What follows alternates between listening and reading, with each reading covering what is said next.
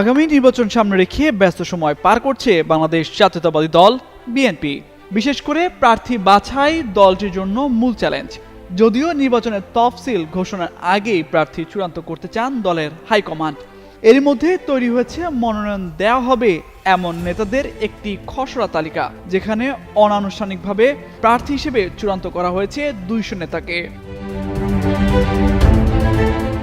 বিএনপির একাধিক জ্যেষ্ঠ নেতা জানান, গ্রহণযোগ্য প্রার্থীর খোঁজে এরই মধ্যে একাধিক মাঠ জরিপ করা হয়েছে। সেই জরিপের ফল ও দলের নীতি নির্ধারণী পর্যায়ের নেতাদের মতামত ও তৃণমূল জনপ্রিয়তার নিরিখে প্রার্থী তালিকা অনেকটাই চূড়ান্ত করা হয়েছে।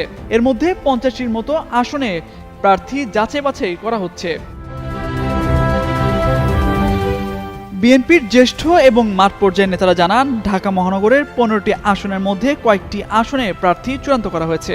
এর মধ্যে ঢাকা 4 আসনে ঢাকা মহানগর দক্ষিণ বিএনপির সদস্য সচিব তানভীর আহমেদ রবিন, ঢাকা 8 আসনে মির্জা আব্বাস, ঢাকা 13 আসনে সমমনা দল এনডিএম চেয়ারম্যান ববি হাজ্জাজ, ঢাকা 16 আসনে ঢাকা মহানগর উত্তর বিএনপির আহ্বায়ক আমিনুল হক, ঢাকা 17 আসনে সমমনা দল BJP chairman barrister Andaleeb Rahman পার্থকে চূড়ান্ত বার্তা দেওয়া হয়েছে।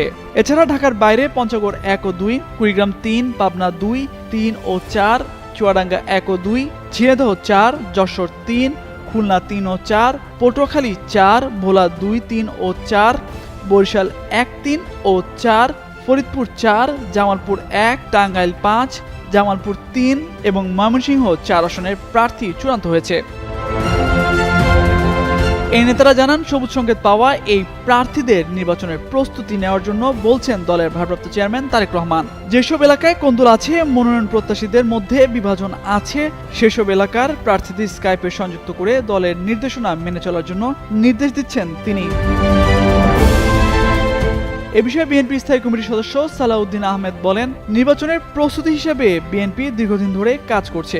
এর মধ্যে মাঠ জরিপ, তৃণমূল নেতাকর্মীদের মতামত সংগ্রহ সহ কয়েক ধরনের উদ্যোগ নেওয়া হয়েছে। এইসব প্রক্রিয়ায় যে প্রার্থী এগিয়ে থাকছেন তাকে দল মনোনয়ন দেবে, তবে এখনই সবকিছু চূড়ান্ত হয়ে যায়নি। এমন তথ্য দিয়ে একটি প্রতিবেদন প্রকাশ করে দৈনিক সমকাল পত্রিকা। তামজিদ মির্জা, যুগান্তর নিউজ।